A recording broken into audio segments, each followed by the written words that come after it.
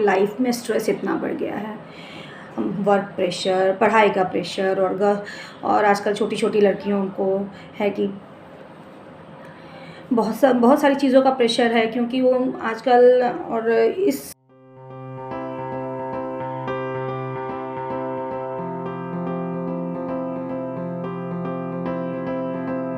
नमस्कार, मैं हूँ doctor Geetam Bharati, practicing option gynae in Matritva clinic, गोला रोड, पटना।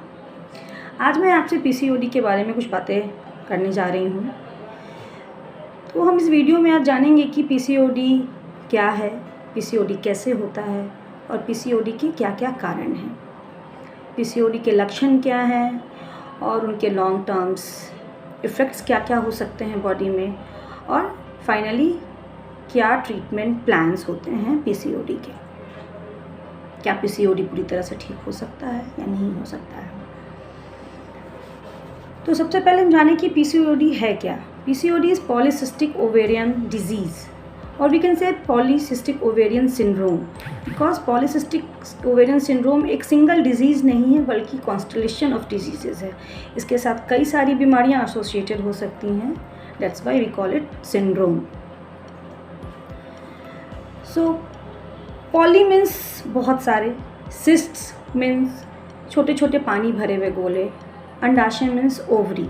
तो बहुत सारे छोटे छोटे पानी भरे हुए गोले ओवरीज में बन जाते हैं, जो कि मोतियों की माला की तरह ओवरी के चारों तरफ सज जाते हैं, और इसीलिए इसे पॉलीसिस्टिक ओवेरियन डिजीज़ कहते हैं। ये होता कैसे है? बेसिकली ये सभी हॉर्मोन्स की गड़बड़ी से होते हैं। हमारी बॉडी में LH और FSH नाम के हॉर्मोन्स हैं, जिसकी वजह से हमारी जो माहवारी की साइकिल होती है वो कंट्रोल होती है।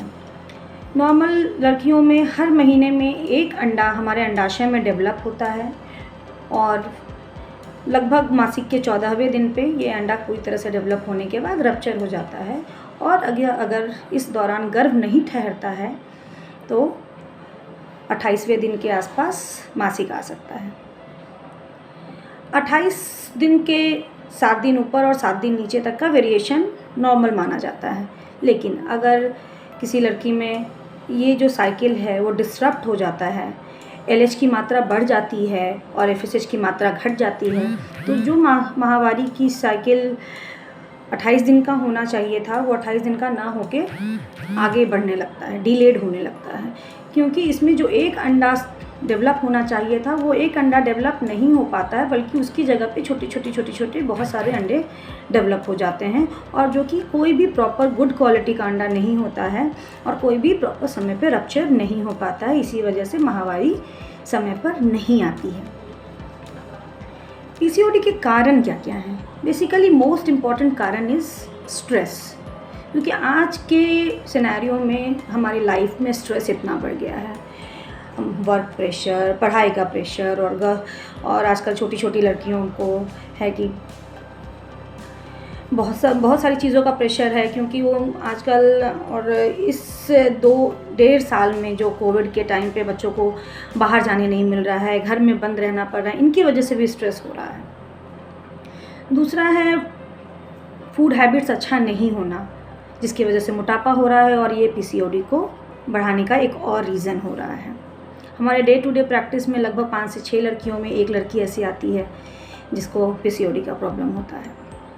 पीसीओडी के लक्षण क्या क्या हैं? कैसे हम जानेंगे कि पीसीओडी है? तो मोस्ट इम्पॉर्टेंट लक्षण तो है कि मासिक का समय पर नहीं आना, या मासिक का आना ही नहीं। दूसरा ओबेसिटी हो सकता है, मोटापा बढ़ सकता है, स्किन डार्कनिंग हो सकती है, ऑयली स्किन हो सकता है, एक्ने हो सकता है, बॉडी पे अनवांटेड हेयर ग्रोथ हो जाता है due to higher androgen levels in body, और पीसीओडी में इंसुलिन की सेंसिटिविटी घट जाती है, तो इंसुलिन रेसिस्टेंस हो जाता है, जिसकी वजह से ओबेसिटी होता है और स्किन डार्कनिंग होती है, एकैंथोसिस नाइग्रिकेंस जिसे हम कहते हैं। गले के पीछे डार्कनिंग हो जाती है, आर्मपिट्स में डार्कनिंग हो जाती है। तो ये सारे हुए लक्षण। शादीशुदा महिलाओं में गर्भ ठहरने में परेशानी आती है, जिसे कि हम इनफर्टिलिटी भी कह सकते हैं, क्योंकि अंडा समय पर नहीं बन पाता है और गुड क्वालिटी के अंडे नहीं बनते हैं, इसलिए इनफर्टिलिटी की समस्या इन महिलाओं में हो सकती है। पीसीओडी के लॉन्ग टर्म इफ़ेक्ट्स होते हैं। चूँकि इंसुलिन सेंसिटिविटी घट जाती है तो लॉन्ग टर्म में पेशेंट को डायबिटीज़ हो सकता है, हाइपरटेंशन हो सकता है, कार्डियोवैस्कुलर डिजीज़ेज़ हो सकते हैं, and infertility is the most important long term effect. Then will come to treatment part. क्या ट्रीटमेंट होना चाहिए? तो इस ट्रीटमेंट को हम लोग 2 पार्ट्स में डिवाइड कर सकते हैं। First is lifestyle modification, second is medicine part. Lifestyle modification में बहुत सारी चीज़ें हैं। First of all physical exercise, क्योंकि अगर हम 10% बॉडी वेट रिड्यूस कर लेते हैं तो हमारा पीसीओडी का लक्षण बहुत ज़्यादा घट जाता है। आपको दिन भर में एटलीस्ट 45 मिनट्स टू 1 आवर का एक्सरसाइज करना है, और एक्सरसाइज एरोबिक एक्सरसाइजेज होने चाहिए जिसमें कि आपको पसीना आना चाहिए, आपको थकान होनी चाहिए।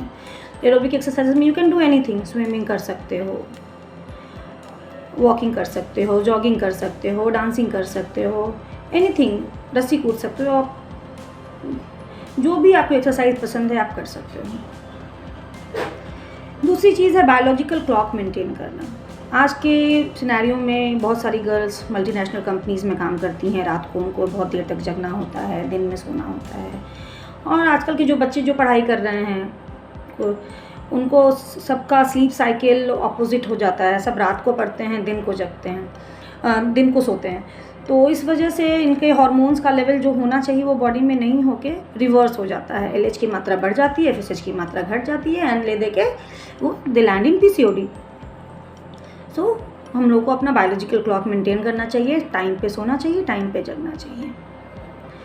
देन हम आते हैं स्ट्रेस लेवल पे। स्ट्रेस लेवल चूँकि इतनी ज़्यादा है तो उसको कम करने के लिए हमें कोशिशें करनी चाहिए। कहना बहुत आसान है कि स्ट्रेस कम करना चाहिए, बट इट इज़ डिफ़िकल्ट। तो जो आप कर सकते हैं एटलीस्ट वो करें। मेडिटेशंस कर सकते हैं आप, जो भी आपका प्रॉब्लम है you can discuss with your elders, आप उसको कम करने की कोशिश करें। Other can help you in your reducing your stress level. आप म्यूजिक सुन सकते हैं, आप अपना कोई भी फेवरेट हॉबी आप अपना कर सकते हैं स्ट्रेस लेवल कम करने के लिए। Then come to the diet में आपको रिफाइंड चीज़ें कम लेनी है, जैसे मैदे से बनी चीज़ें, चीनी और रिफाइंड ऑयल कम लेना है। साथ में आपको cold drink, Coke, pizza, burger, this that सब कम लेने हैं। ग्रीन वेजिटेबल्स, फ्रूट्स वगैरह अपनी डाइट में बढ़ाइए। डाइट का मतलब ये नहीं है कि आप डाइटिंग करने लगे, आप मील स्किप करने लगे। मील स्किप नहीं करना है, कभी भी नहीं करना है। आप small meals take at frequent intervals.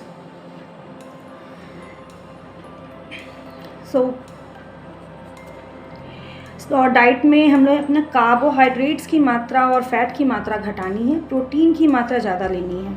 Diet को कभी भी कट नहीं करना है, डाइट का स्मॉल वॉल्यूम नहीं कट करना है, आप उस वॉल्यूम में प्रोटीन डालिए, कार्ब्स और फैट्स को रिड्यूस कीजिए। उसके साथ में आप ड्राई फ्रूट्स में अखरोट, बादाम वगैरह ले सकते हैं। टर्मरिक और दालचीनी का भी बहुत अच्छा रोल है पीसीओडी में, you can use it regularly. और बहुत लोग कहते हैं कि दूध लेने से मोटापा बढ़ता है, तो दूध से मोटापा नहीं बढ़ता है। तो आप स्किम्ड मिल्क ले सकते हैं, skimmed milk is very healthy, so you can take milk. At the last we come to the medicines. तो जो भी मेडिसिन्स आपको आपकी गायनेकोलॉजिस्ट प्रिस्क्राइब करती हैं, यूजुअली मेडिसिन्स में हम लोग ओरल कॉन्ट्रासेप्टिव पिल्स एडवाइस करते हैं। उसके साथ में कुछ पेशेंट्स को जिनको एक्ने और हिर्सुटिज्म का प्रॉब्लम होता है, उसके हिसाब से एंटी एंड्रोजेनिक ड्रग्स देते हैं। विटामिन डी का बहुत अच्छा रोल है पीसीओडी में, so we use to prescribe vitamin D also. साथ में बहुत सारे नॉन हार्मोनल पिल्स भी हैं जिनका बहुत अच्छा रोल है, जैसे माइनोसिटोल वगैरह का। तो we advise as the patient need. Also इस वीडियो में जो भी मैंने अभी तक आपको बताया, इसका एक ही मतलब है कि आपको अगर ये सभी लक्षण आपकी बॉडी में आ रहे हैं तो आप अपने गायनेकोलॉजिस्ट से ज़रूर मिलिए और अपना ट्रीटमेंट ज़रूर लें। और ताकि आपका ये जो लक्षण है जब माइल्ड स्टेज पे है उसी समय पे पकड़ा जाए और आपका ट्रीटमेंट किया जाए, अपना लाइफस्टाइल मॉडिफिकेशन करें ताकि आपके सिम्टम्स बढ़े नहीं और प्रायर स्टेज पे ही कंट्रोल कर लिए जाएं ताकि इसका ट्रीटमेंट पॉसिबल हो पाए। क्योंकि लॉन्ग सिम्टम सीवियर होने पे फिर आपको आगे जाके काफ़ी सारी प्रॉब्लम्स जो भी मैंने बताया इनफर्टिलिटी वगैरह से सफ़र करना पड़ सकता है। इसके ट्रीटमेंट ऑप्शंस में लास्ट में सर्जरी वगैरह भी करनी पड़ती है, लेकिन वो यूजुअल इनफर्टिलिटी के पेशेंट्स में हम करते हैं ओवेरियन ड्रिलिंग सब। सो आप इन लक्षणों के साथ अगर पीड़ित हैं तो आप अपने गायनेकोलॉजिस्ट से मिलिए।